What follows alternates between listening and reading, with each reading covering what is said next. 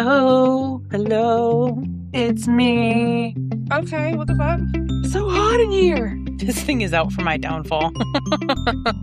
I did everything else in the whole world. I gave birth to this podcast. Welcome to Read It and Screech, the podcast. For those who always fall for a fictional man who may or may not unalive you.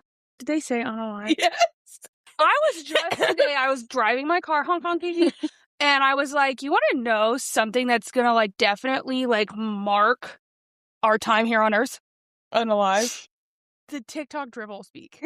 That's been written into books and shit. Unalive is crazy. I found a guy's video who had 1 million views who full on just said all of them out loud and was like, why are we doing this? And he was like, well, you're not getting censored. You have a huge following. Everybody else is. So the other day I was doing one and I was mentioning a name in the video and the name was Keel. And TikTok thought I was saying kill with a southern accent. This week we present Your Knife, My Heart by K.M. Moronova. This is book 1 of a duet set in the same universe as Leave Me Behind. Why? That book was such dog shit. Looking at you. This person who had the sense to use a pen name. This is... You don't know that. You don't know that. I do, Grace. They're all using pen names. There was one I found on Amazon the other day, and she literally had decided to change her pen name because she didn't like it anymore, and she goes, don't worry, it's still me. I'm just writing under this name now. Girl! This is a dark romance, so please check the trigger warnings. I'm fully convinced none of you have experienced romance in your lives. Check the trigger warnings of the author if you do choose to read the book. It is 306 pages. Too long. 9 hours, 44 minutes. I disagree. I think long. 300 pages is a perfect perfect length for this book. You agree? Perfect length for a reader. 9 hours, 44 minutes. Audio. Narrated by Isabel Turner and Walker Williams, which was the same narrator as the other book. Gross. Goodreads is... Too high. 4.2. Oh, yeah. Notable. Here's something that I think needs to be addressed. Is that there's a whole thing that's floating around where it's most of the country's illiterate, right? Or most of the country reads at a 6th grade level. And then you had the influx of book talk where a whole bunch of people were inspired to read who weren't reading before or go back to reading when they hadn't in a while. Great, cool, whatever. Something that we did not realize would be the fallout from that, love that you're all reading, is that people with a comprehension level of 6th grade are rating stuff on Goodreads. It has 15,000 reviews or something. So my theory holds strong. 14,000 6th graders. This is strong. Okay. Strong theory. Notable is that the price for Leave Me Behind, the hardcover, has increased from $149 to $199. Yeah, Grace, you gotta fight them tariffs. Okay. Maybe her whole plot was that it was so bad she didn't want anyone to have a print version. Proof. She's trying to, when you don't want to do work and you price yourself out of it. We do the things a little different here at Read It and Screech. Yeah, we're cheap as fuck. She said, you can nut for a penny. Something we typically don't do is read multiple books in the same universe. So I don't usually do a sequel and stuff. Open to it, but just hadn't done it yet. I'm not. And now we have. So you're welcome. You're welcome, world. Okay. Our setting / POV, first person alternating POV in the future USA, dystopian. The main characters are being initiated into a super secret branch of the military called the Dark Forces, which is basically Black Ops. No, it's not. It's Space Force had a masturbation with somebody they weren't supposed to fuck. Space Force went and slept with someone from Russia and had whatever this is. Okay, so the main characters are Emery and Cameron. Emery is a 26-year-old convict. She comes from a giant crime family in the Pacific Northwest, like they so often do. Cool. She was raised and trained from the age of 16 by her foster brother, Reed, to be her father's fixer, and was arrested for all of the murdering that she did. She has been propositioned by the Dark Forces to have an opportunity to work for them as a soldier and potentially, quote-unquote, earn her cards, meaning she could potentially go back to civilian life. She has pink hair, unclear as to how she's managed to keep pink hair throughout the incarceration. I hate this so much. Why? What do you hate? This is so bad. This could be the best book ever. You don't know. This could be the best book ever. We all just collectively missed out. I saw this at Barnes & Noble. Then we have Cameron. He's also about 26 years old. He's a British guy. Had a bad, troubled childhood with a cuckoo, crazy, abusive mom. He killed her when he was 17 because she attacked him and tried to cut his heart out. There's something wrong with this author. Loves killing a mom figure. Loves killing moms. Loves offing moms. Yeah. I noticed that. Yeah. He was recruited shortly after. He has been a test subject for a dangerous stimulant medication that makes it so that you don't feel any pain. You know what? Actually, I take it back. That's on me. First off, give me some. Fuck off. Right. So far, he's the only candidate who has been able to take the drugs and survive. There are weird side effects that make you black out and violent when you go up a dose or when you are triggered or sometimes when you miss a dose. So all the time. Whenever. Yeah. While you're living and breathing. Or sometimes just because. If you're like blinking. Cameron has been in isolation for a while because he has killed every partner. Not long enough. Yeah. He has killed every partner he's been assigned as a side effect of the drug. Lastly, we have Reed. Reed was Emery's former foster brother. He was taken in by her family when his childhood home burned down and his parents died or something. Love the use of a foster child as a vehicle for your story and violence. He trained her on all the murdering and is taking care of her mom and family while she's in jail. Okay, starting off strong. Emery has been snatched up from prison and tossed onto a train to Washington. They tell her she's been pulled to work for the Dark Forces. She says she would rather go back to jail, but they already faked her death, so she's on her way to their deadly boot camp. Okay, unfake it. Cameron is spiraling in solitary confinement, serving out a short sentence for killing his most recent partner. The general knocks on the door and plops Emery in there with him. He's shocked and embarrassed to have company. Me too, to be reading this. Without the opportunity to clean up his little room beforehand. He's like, I didn't powder my butthole. The general tells him he has to make it through the night without killing Emery if he wants to get out of there. Low bar! Every prison on earth would be empty right now. They banter and tussle, and he gets a half chub over it. She thinks he looks like a god. You got a chub. They make it through the night, but he explains to her his issue with accidentally killing his partners and how the drug works that he's been taking. Since they made it through the night without him killing her, they get to move on to the first training phase of boot camp. The training camp is called The Under. What the fuck, dude? And it's a giant underground bunker that doesn't allow any light from the outside world. They're shown to a sleeping area, and it's just a bunch of cots out in the open. And wouldn't you know it, there's only one bed for the two of them to share. The way that people act like sleeping on the floor is an impossibility. You were just in jail. Right. You never slept on the floor? Turns out the general lied and gave him... Oh, wow! He gave them someone else's bed on purpose because he's a messy bitch. And the guy whose bed it is tries to fight them for it. Emery totally lets the guy win, but then Cameron curb stomps his face and tells him that she's his and no one can touch her. So they just stole that guy's bed and curb stomped his ass. Again, for what? Again, what my least favorite trope in books where they act like all of the other people don't matter at all. Fodder. You can just literally mow them down, like kill them, cut off their hands, their penises, their lips, their eyes, and then the person, the hero or heroine, is supposed to be like, this person's not a piece of shit, I like them. Mm-hmm. They kill randos. Right. Like, objectively, we've talked a lot about like choosing a good partner. You're not doing that. Well, so then she reminisces about Reed teaching her how to kill people as a child. Cameron takes her to a shower and faces the other way because he's a gentleman. First off, this is either going to be her incest in love with that brother or they're going to be a weird throuple. I'm so happy that you are never going to guess the twist at the end of this. Well, it could be that they have to fuck in front of each other and then live in their house forever with photos hanging on the wall. He tells her that he doesn't think the Dark Forces are all that bad because he wasn't doing too well for himself before he got there personally. That or night, the typical ruination of a romance book where they spend the entire time trying to achieve something and then it culminates with them having a family. Right. No, I think he's sterile, which is nice. Thank God. Right? As he should be. That night, they go to get ready for bed, and she tries to sleep on the floor, but he won't let her. Instead, they cuddle on the twin bed. Girl, you didn't try hard enough. The fuck? You charmed me.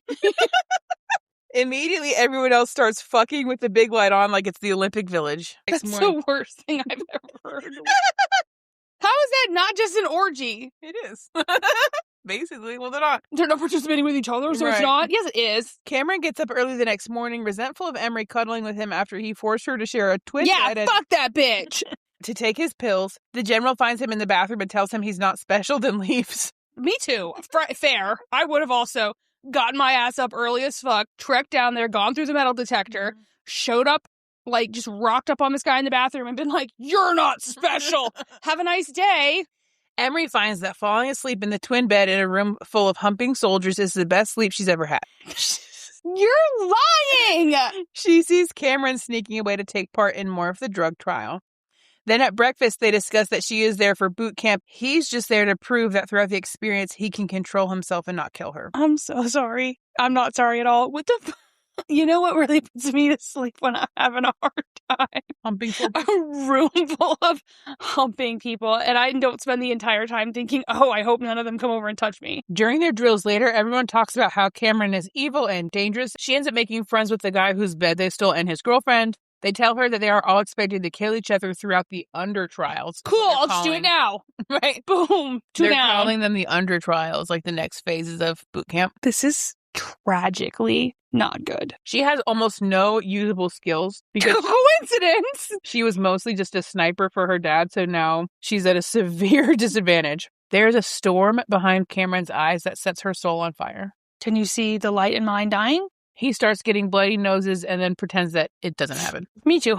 During breaks from training, Emery spends time in the library, as does Cameron. She notices that he carries around a book that has news articles shoved in it that detail her crimes, but he doesn't know it's her who committed them. So he's like a fan. One morning, she decides to follow him to see where he goes when he takes his pills. Turns out he also goes to train while everyone is asleep after he takes the pills. And he has super hearing and night vision, so he saw her following him. What if he was going to just jerk it? She goes back she was just going to watch. She goes back to the dorm and touches herself. There it is. That's on me. Wait. Thinking about him until he interrupts her. And she is mortified. Yes! She gets ready to leave while he gets in the shower when he has a nosebleed and passes out. So she rushes to check on him in panties and a sweatshirt, and his eyes gaze into her soul. I don't think that they have one. She straddles him to stop the nosebleed. Oh my... Hold on. I'm convinced these people have never met other people. Hold on. And when she tries to stand up, she slips and then, oops, his wiener slips into her panties. You're lying. You are lying. That is the... Here's the thing. Good. At this point, I would be like praying. So good. First off, praying for death. Secondly, praying that this was AI slop, because if it's not, that means somebody was like, typed that, edited it, read it a couple times, sent it to their friends, and they're like, yeah. He says, looky there. You got me all worked up, and they dry hump in the shower. That's not dry. Wet hump. Wet hump. 5 days after the awkward run-in, and it will take her a lifetime to forget how hot and long his cock was. You don't have enough going on. If you're thinking about it that much, to be fair. Emery gets her hand fucked up during training. Cameron jumps in to help her, and she gets mad at him for giving her for giving her special treatment. I'm mad at y'all fuckers too. Both of you. Since her hand is fucked up, Cameron braids her hair in a very tender moment while heat pools in her core. The way that I would never go near that person again, because what if they trip and their wiener falls in me and on me again? Like, come on. Because why are we rationalizing men whipping their junk out just like unasked, uninvited, like this was not a romantic setting? And then people are like no offense, full offense. Romance books, the genre, that's another reason why like some of these are like gross and dangerous, because men read that too, and they were like, it was an accident. I wonder if a girl would like that if I did that. It's an accident that his dick slipped into her panties. If his dick wasn't out, it would never have happened. He was showering. Okay, well then if she hadn't sat on him instead of walking around to the side of his face and plugging his nose with her hand. She had to. There's so much wrong with this. Someone literally is like formulating, they're like, oh, so one day when this happens to me, my dick falls out, it'll be fine. In the middle of the night, one of the other cadets tries to attack her, but Cameron... It was me. But Cameron intervenes and breaks the guy's arm out of its skin in a weird fit of rage. Spoiler. They run to the library, and he's not lucid, so he yells at her. Naruto run. Yeah. He's not lucid, so he yells at her and calls her useless. Me too! Then they hold each other in the darkness. Not me too. The next morning, he wakes her up early to train because he's only just now noticed that her one and only skill is sharpshooting. They're supposed to leave in 4 days. Let her die. The glint in his eye makes her center warm. Let nature run its course. The day before they leave for the next phase of the trials, he tells her that he used to want to be a professor in the before time, and she says that she wanted to be an author. Noted is that neither of them have an affinity for those skills. That night, he fingers her in the barracks and tells her there will never be anything between them. Just greedy motherfuckers. Just like, the way that some of y'all have me believing that you can't go just an hour or two without dick or just something in there. Like, then he tells her there will be nothing between them. There is something between them. His hand. She's his partner, nothing more. There needs to be a brick wall between them.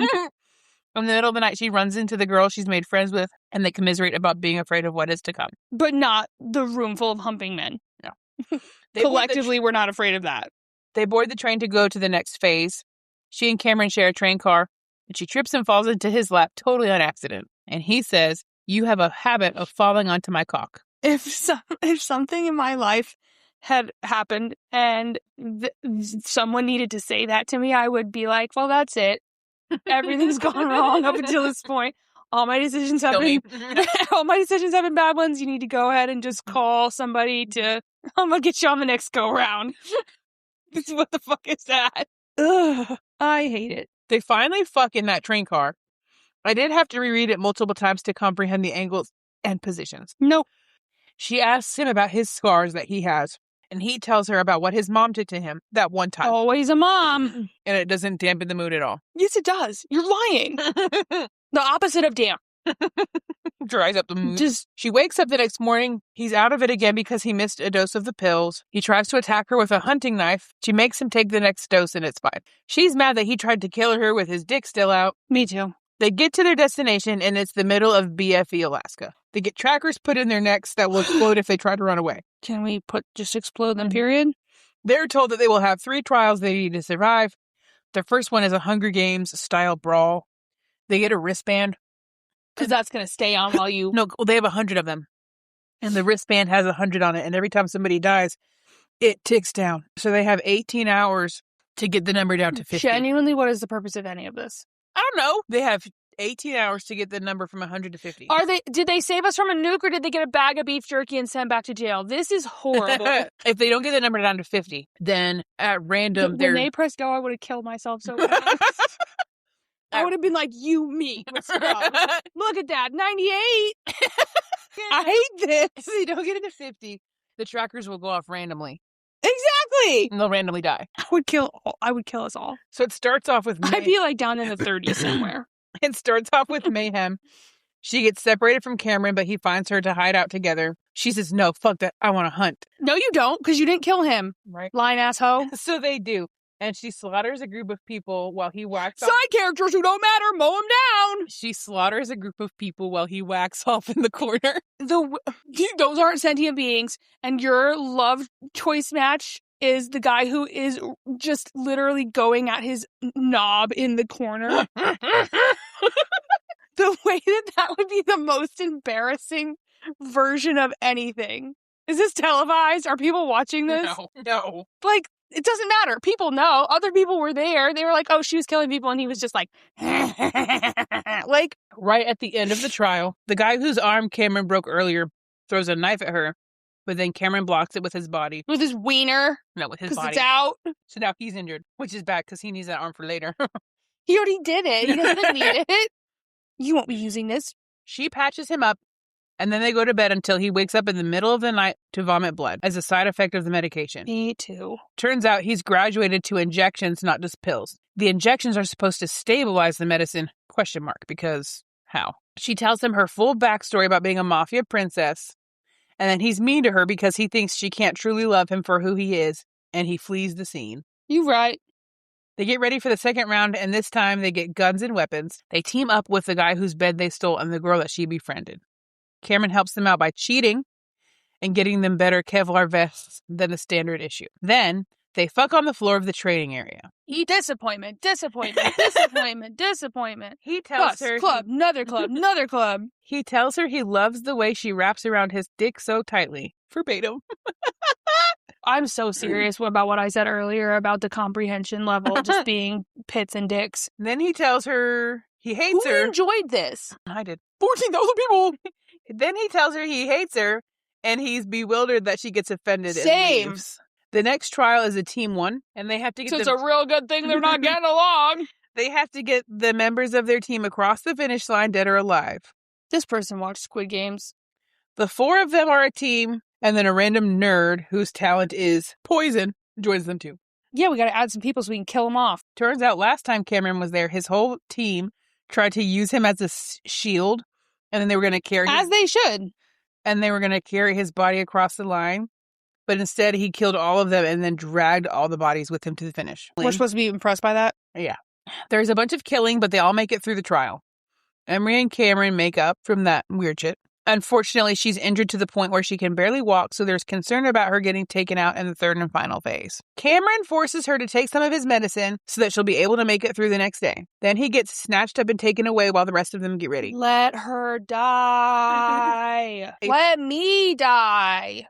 Turns out he was given a final extra strong injection, and surviving Wouldn't you know? Wouldn't you know? Surviving him is part of the final phase. The other part is that they're paired off and one person has to hunt the other. So they have one person gets a 10-second head start or something. Can one of the things be me hunting these people? Yeah. They have 10 minutes to get across the finish line. If the person who is the hunter, if the huntee makes it across the finish line, the person who was hunting the tracker explodes. So only one person can survive. The girl that she's made friends with gets paired off with one of the other people, and he kills her. So her only female friend gets killed. What? And the crowd goes, there's a trope I don't love where it's all female friends die. I don't like that. Anyway, she gets paired up with that poison nerd. And when they get out of earshot of everyone else, he reveals that he's working for her dad. But before he can say anything else, rabid-ass Cameron kills him, and then beats her over the head with a rock. The end. Thank God. Thank God. That he beat her with a rock? Yes! First off, I know she ain't dead. Sad. No. Wish. No, she wakes up, and she's like, who are you? A dream. What is that? Wish is a dream your heart makes, or however that goes. That's mine. Okay, now, couple things. She wakes up, she has amnesia. Damn it! Yeah, she's actually fine. He only hit her one time. Fuck off. So it was actually still a success story for him because he didn't kill his partner. Number 1. Number 2. Here's the twist that you did not see coming. Okay. This is all bad. What do you come in? Are you ready? So, in the next book, her foster brother Reed is in it a lot more. Okay. Oh, good. More people for her to hump in the shower. No. At the end of the last book, we learn, and she's like, I'm trying to figure out why Reed is doing all this stuff. Reed is the sad, cuck-ass boyfriend from the first book, Leave Me Behind. Jenkins, who gets killed, who lives with his girlfriend for 2 years and then gets killed, is this girl's foster brother. So he does anyway. Yeah. That's confusing. Of all the people in all the world to write a story about, why did you pick them? Why did he have to die? What do you mean, why do you have to die? The other people had to kill him for their plot. Duh. When you learn the whole thing. He's a side character that's getting mowed down. Duh. When you learn everything about everybody, he is the most morally correct character in the whole series. And no. He had them fucking in front of people. No, he didn't. His henchmen did. Oh my God. He was like, I loved her. I chased her down for 2 years. She killed me. The end. No, I literally just listened to it. They fucked in front of the boyfriend. Yeah, she offered, though. He didn't make her. Oh my God. But he's fine. Hey, cucking is not a crime or a sin. That's not cucking. I don't know if you know what it is, but that's... Because the guy watching didn't derive pleasure? Because it was more than one person. Exhibitionism is not a crime. And that person was not into it. I would have been like, why do we all have to be here? I fully believe that that's your girlfriend. Bye. It's better than this guy. Not really. Cameron bashed his wife on the head with a rock. I also want to do that. Better than her. She was a serial killer. Well, technically, he taught her to be a serial killer, so they're kind of the same. Question is, where are they now, or do you want to do fiction fix? They already did Where Are They Now? They just told you. No, you don't know what happened to the 2 crazy kids. I just told you Reed died. They went back to jail. They're on that floating prison that never docks on land. Is there one of those? Yeah. Where? There's a prison barge that transports. It's moving right now from Louisiana to New York for not a good reason. How about you pick a different Where Are They Now? No, you said I had to pick. There you go. It's one that we can post and I get canceled. They're on a prison barge that's not allowed to touch Earth. Where would Reed have been if he had not been killed? If she had just left him like a normal fucking person and not murdered him? I don't know. Justice for Reed He Jenkins. would probably be living in the basement of these people. Waiting for his sister to come down and fuck him. Oh, his sister. Same as the other dude. I ship. Two people that give off the same energy. I ship the legless guy Reed and and Aaron. this dude. Reed and Aaron could get together. No. They could. No, they couldn't. They both love pining after bitches they can't have. Yeah, bitches. And maybe They don't like each other at all. Okay, this book was better than Leave Me Behind. Lie. This was discernibly worse. Really? Yes. The worst thing that happened in the other one was knife play and the group orgy. Group orgy happened every night in this one. First of all, Cameron didn't bully her like the other guy bullied the other girl. He was just not right in the head. I don't care. Because this was not a story. Weird dystopian porn. Exactly. This was just like, I don't feel like watching it today. I feel like reading it. Or, oh, the power's out. Thank you for listening to Read It and Screech. If you'd like to support the podcast, you can always rate, review, and subscribe. Find us on TikTok and Instagram at Read It and Screech and Read It and Screech Podcast. I don't know, maybe try a few out. See if you can find us. That's an Easter egg. If you Google Read and Screech, we come up. We're the first one. Let AI tell you.